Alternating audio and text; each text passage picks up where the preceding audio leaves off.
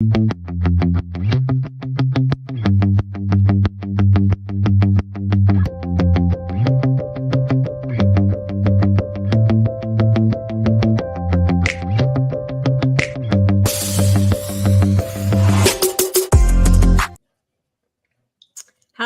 everyone. Welcome back to Keep Indiana Learning. My name is Melissa Wally, and I am a digital learning coach with Keep Indiana Learning.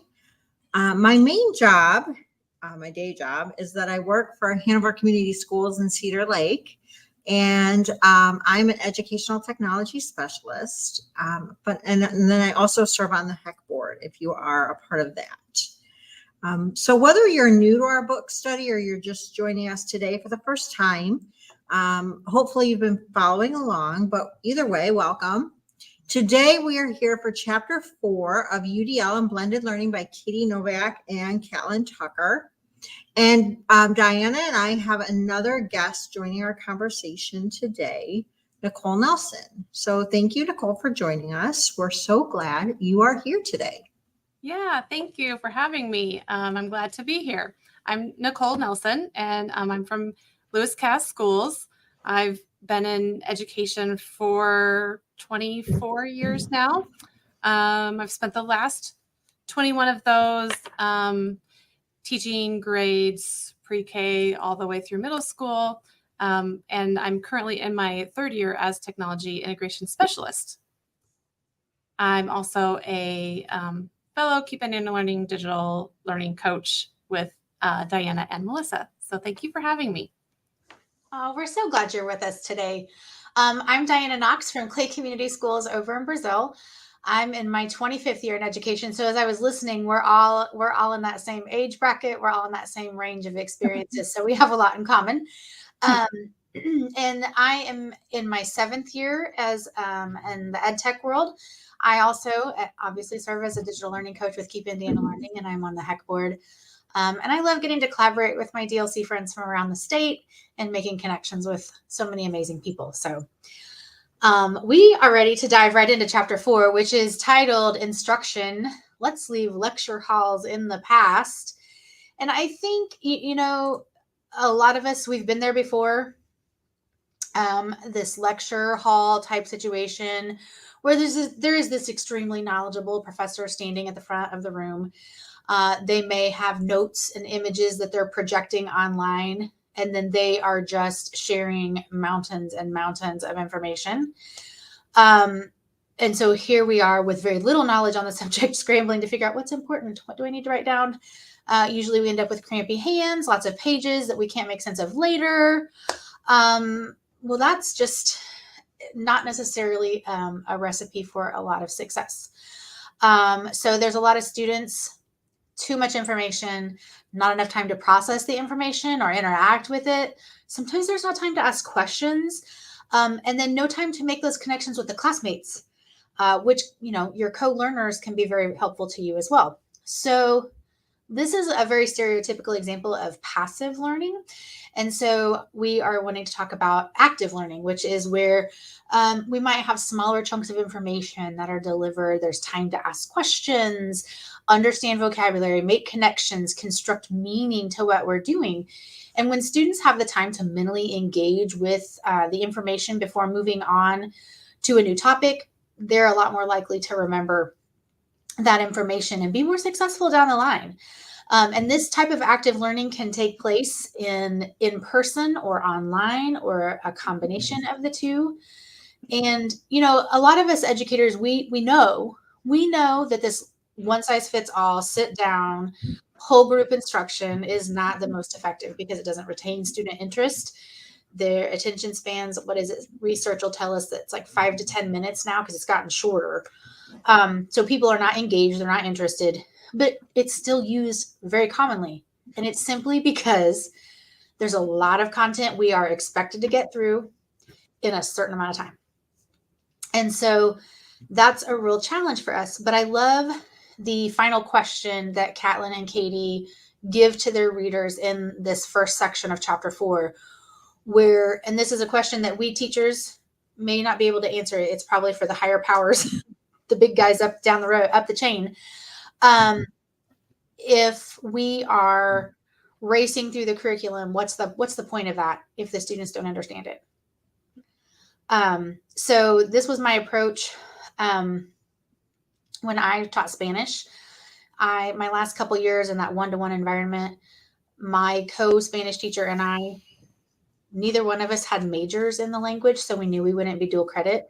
And we worked really hard to slow that curriculum down and teach it at a pace that our students were able to absorb. And it was remarkable, the success that we had. So I can really get behind that shift in how we approach the speed and then pacing of the curriculum. That's a good point that you have that background, that exact thing. And like, it's not a race. We want to make sure that people really do understand what we are teaching, whether it's students or whether it's adults. What we're teaching needs to be understood.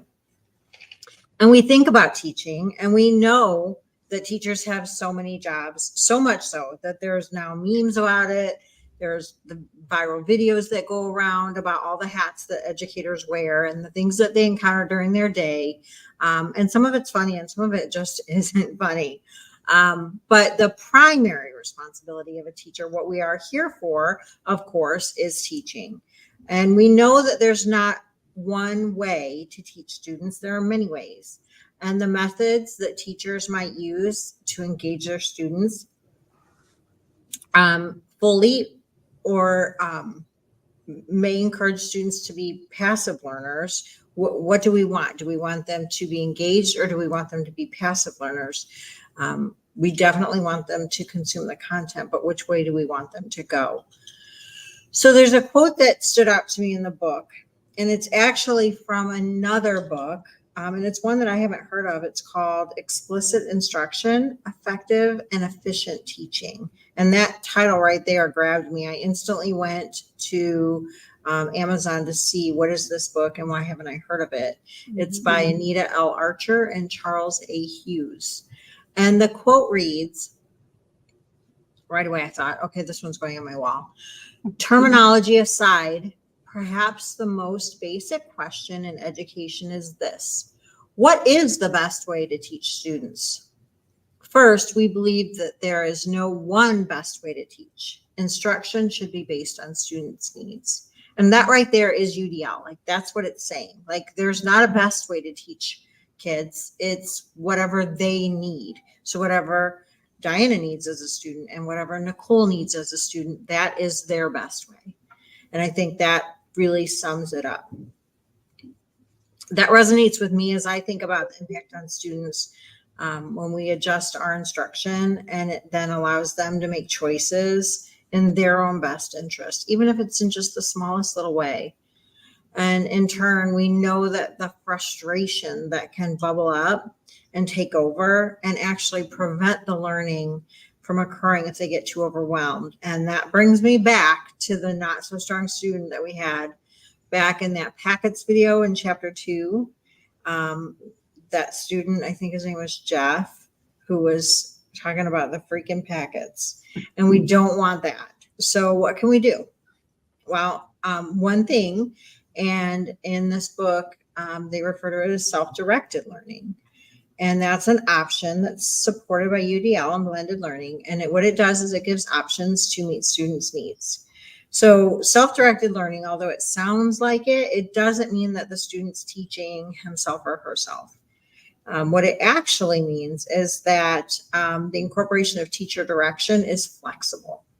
And the teacher can incorporate whole group, collaboration activities, teacher direction, depending on the topic or content area. So it's all very flexible. And right there, I like it. Like, I love flexibility. So one example I could think of is like a module in your learning management system. So that could take place whether you are in school, like in session, in a hybrid setting, or if you're remote. So instruction is going to be delivered by the teacher in small chunks, just like Diana said, interspersed with activities and then assessments and feedback. And that's a key part right there, is feedback. Providing the students with the purpose of their learning along the way, reminding them, like, this is why we're doing it. And that's important too.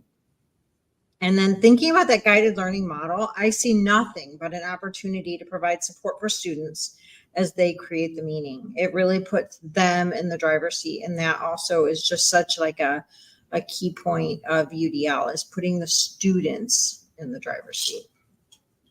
Yeah. The this next part of the book really dug into that, putting students in the driver's seat, and what does that look like when they are provided choices? How do we provide choices for them in a more asynchronous type learning situation where they're learning at their own pace? And so when we're talking about asynchronous instruction specifically, one effective way to deliver that content to our students is using videos. This was one of my favorite strategies when I was implementing station rotations, because I could essentially clone myself, right? So I could be teaching a small group while I had another group that may still be getting instruction from me through a video. And so, that whole idea of just duplicating myself, let's spread the wealth. So I love the way that Catelyn and Katie explain how to decide when to use a video. She says that when you're going to explain the same thing in the same way to everyone, make it a video. Don't waste your time standing in front of the whole class, being tied to the front of the room, but just make it a video.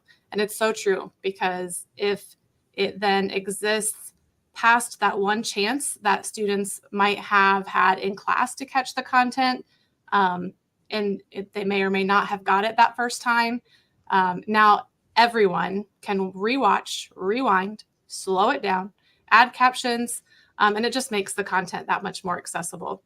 There are a few tips that she provides in the book as far as making sure that the video instruction is as effective as possible.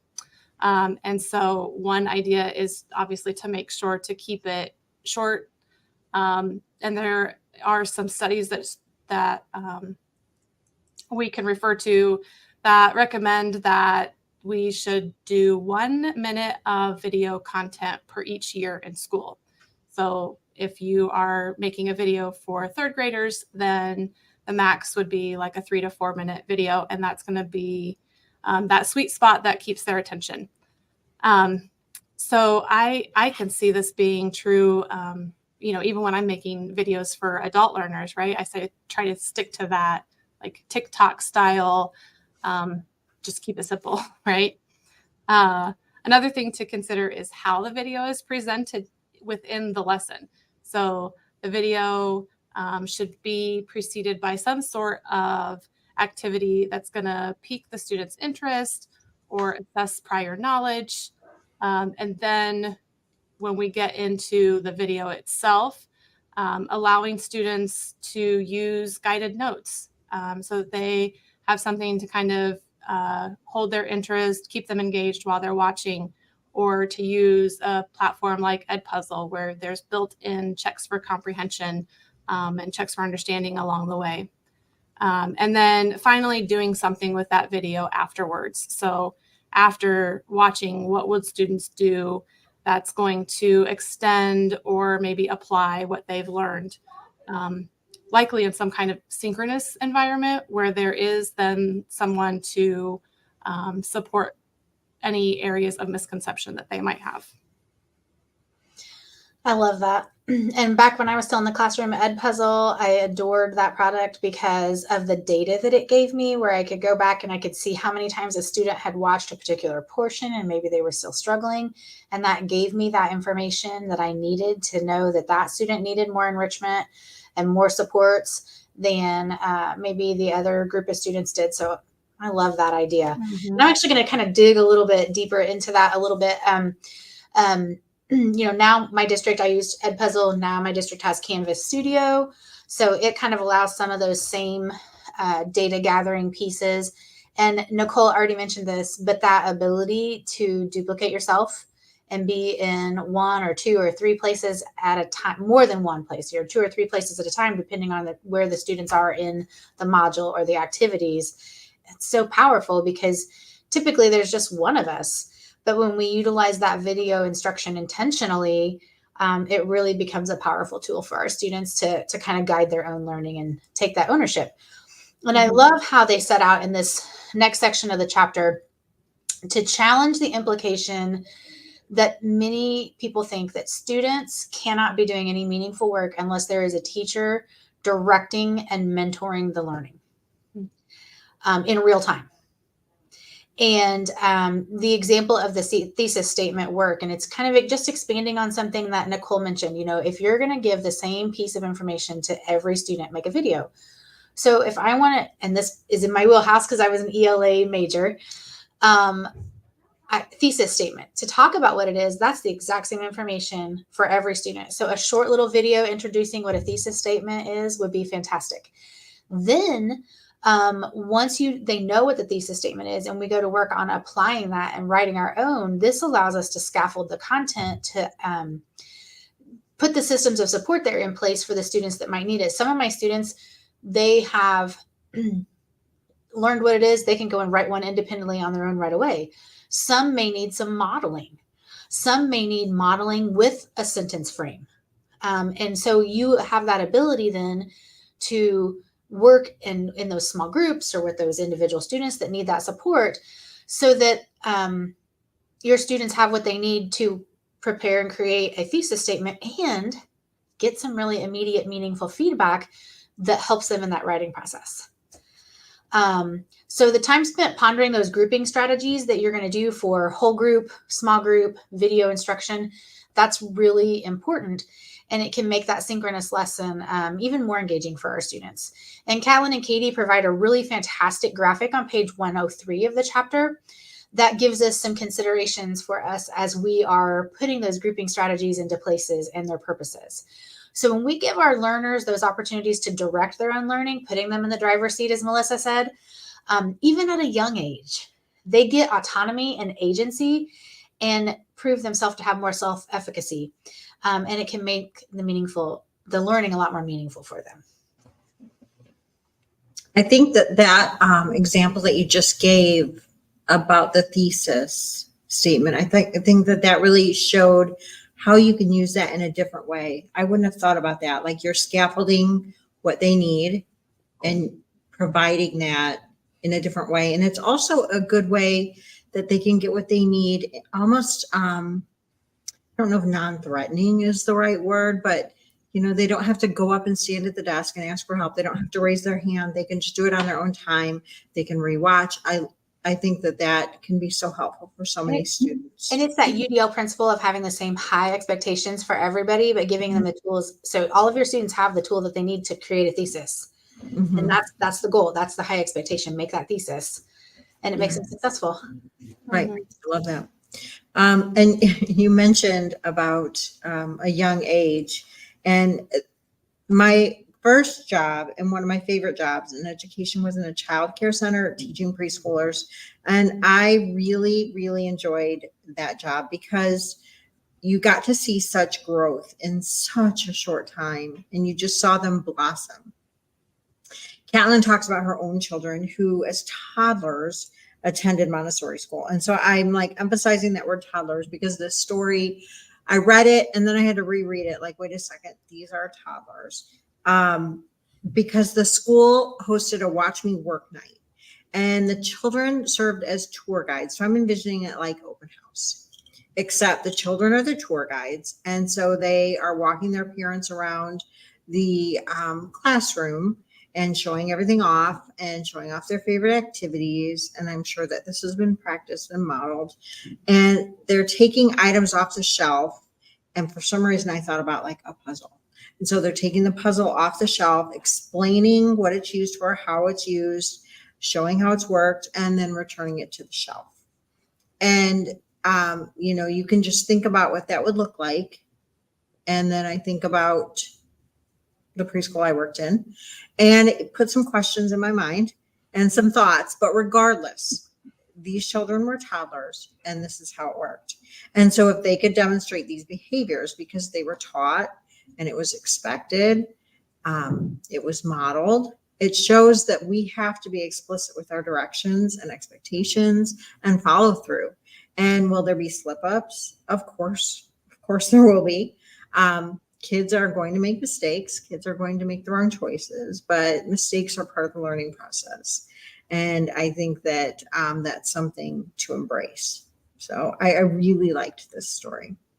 Yeah, that hit me too as a early learning, primary age group teacher. Yeah, that stuck with me too. If we expect that all students are capable of learning on their own, then we can really capitalize on this idea of the station rotation model.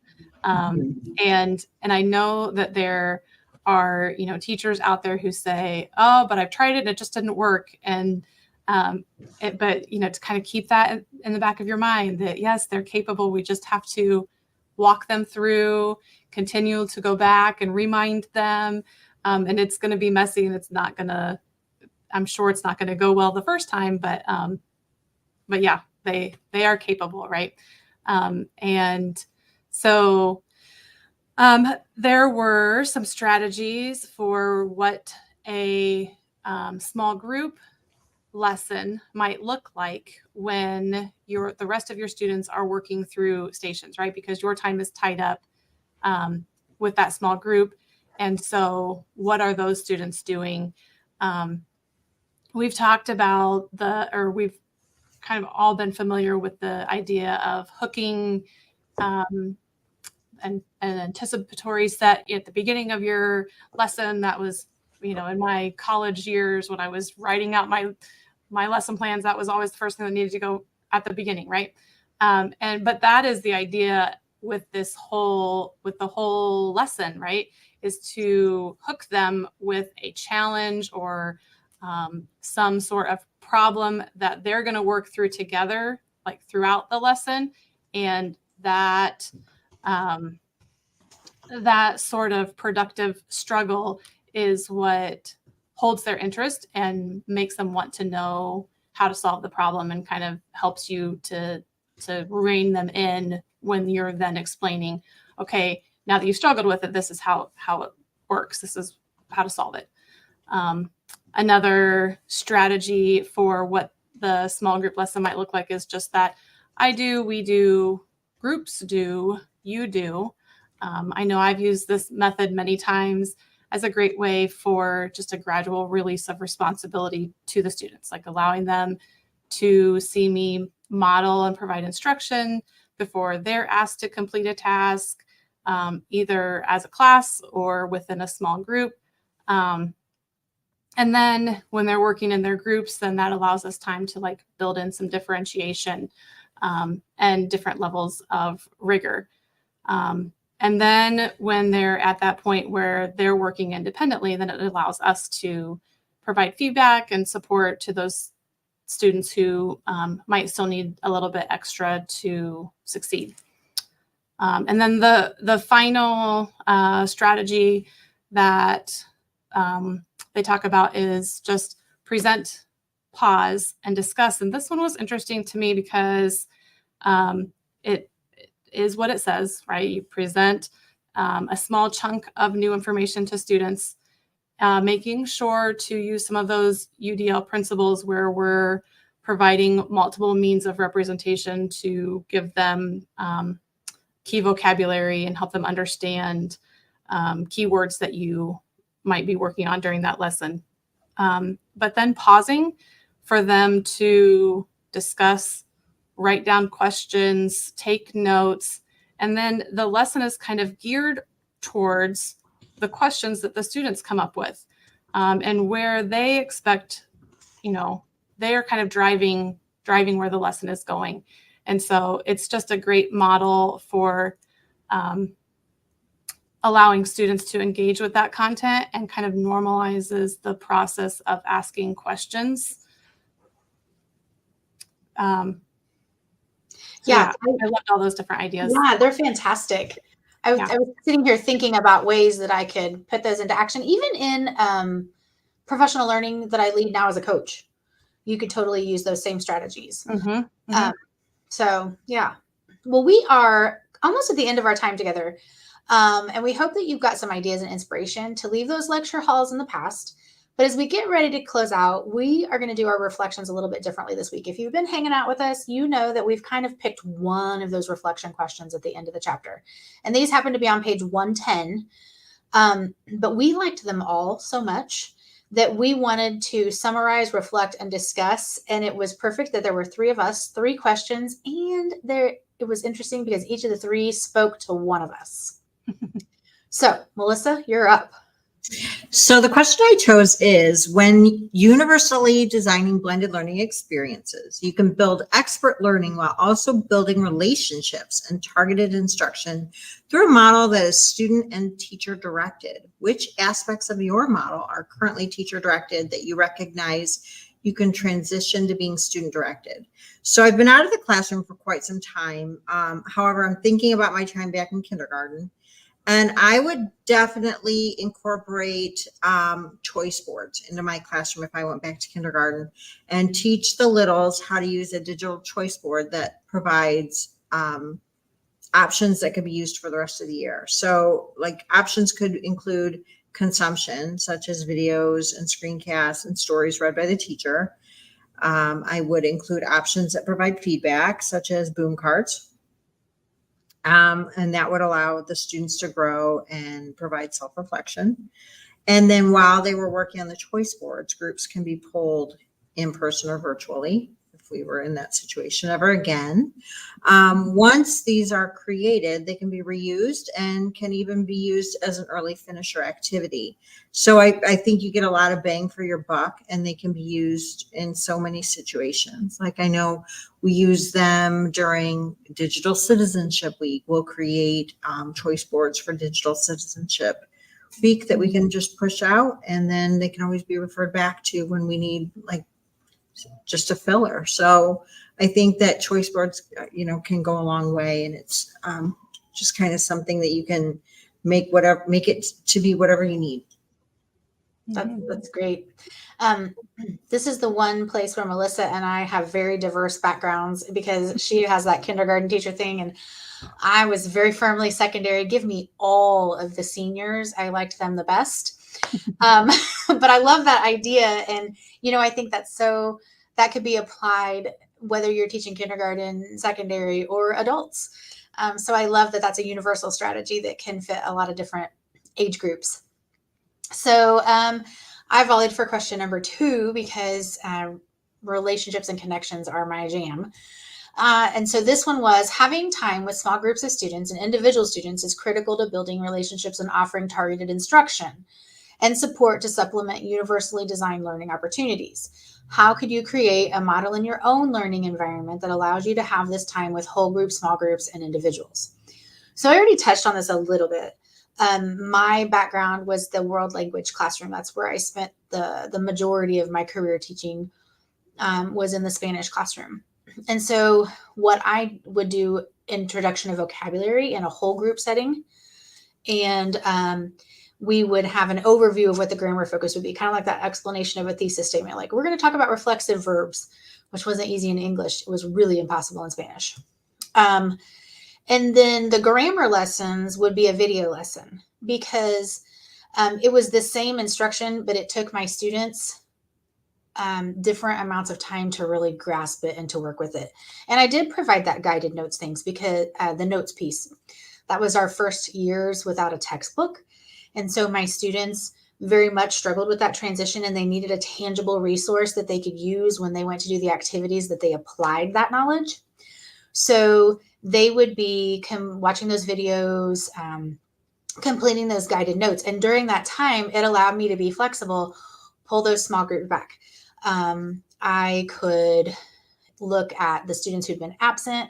I could pull. Conversation was a huge component of my standards, and whole group conversations was very uncomfortable for those students. They weren't confident in themselves. And so when I was able to shift to that small group conversation, I got a lot more out of my students. And I felt like I did a better job of achieving that conversational competency that I needed to address. And then in those times when they were kind of all working, I could look at that Edpuzzle data and figure out which students I needed to work with that maybe hadn't asked a lot of questions, but I could tell that they were still struggling based on how many times they'd watched a section of the video and the questions that they'd gotten incorrect. So having that time given back to me, I did a lot of upfront loading. But then the time that I got back in the classroom was just invaluable because I was able to work in a lot of different places at the same time. And I just felt like I was a better teacher because of it. And at that time, I didn't have any idea that what I was doing was universally designed learning. I didn't have any idea that it was the station rotation model. I didn't know what those things were. I was just doing what I thought I needed to do the best thing for my students. And now knowing what I know, turns out that was pretty good thinking on my part. So, you know. Yeah. I think that if I had been in a Spanish class where if I could speak in a smaller group and practice that conversational Spanish, I definitely would feel more comfortable speaking it today because, yeah, I can read it, I can kind of write it, but I can understand it, but yeah, I can't speak it. So the final question just asks us to reflect on how to facilitate blended learning with the station rotation model and what types of activities would be best suited for each station, an online station, a offline station, and a teacher-led station. And so in reflecting on the station rotations model, I did a lot of this in first grade. If you have ever worked with little kids, the fewer that you can work with at a time, the more likely you are to keep them engaged. So anytime that I could do small groups, that's what I was doing, especially if I had another person in my room. But I just remember using this always during science. And so the teacher-led station was very easily suited for hands-on, anything that we were going to get messy, that we were going to, have a lot of different tools. That was, and that's the fun station. That's the one that I wanted to be a part of. And so there was always an essential question, and then the students would kind of use their materials to help figure out what that answer to that essential question might be. And the online station, I had a small section in my room that had about 4 computers at the time. And so they would go there, they would watch maybe a brain pop video that's going to explain in more detail the key vocabulary that I wanted them to understand, or maybe, now that I understand a little bit more, maybe I would have put them on the iPads with a hyperdoc that's going to allow them to go through an explore slide and an explain slide and an apply slide where they're kind of continuing to work with that information on their own. And then finally, an offline activity might be a game or a project, some kind of paper pencil that allowed them the chance to apply that learning. And so they're working in a group. They can ask a buddy, but they're just then working offline. So the content definitely drove how many stations or what type of stations I needed. So I'm sure that the stations in your class look very different, but we'd love for you to reflect on what types of activities in your content area would be suited for each of these different types of stations. Yeah, that is perfect. So, as we kind of go, think about those 3 questions that we just gave our perspective on. And so we want to challenge you to take those reflection questions, select one of them, jot down your thoughts, your goals, how you plan on achieving those. And we know sometimes when you write things down, it just gives more meaning to them, and it maybe even helps you kind of keep those at the forefront to think about being successful with those. So we are wrapping up the time. We are so grateful that you spent time joining us today. And we hope that you'll come back and join us for chapter 5 in a couple of weeks. Special thanks to Nicole for making time to join us today and contributing as we work on leaving the lecture halls in the past. Don't forget that if you have just joined us for the first time, you can scan the QR code here. You can get to the YouTube playlist that has all of the chapters, and we're just going to keep building on it.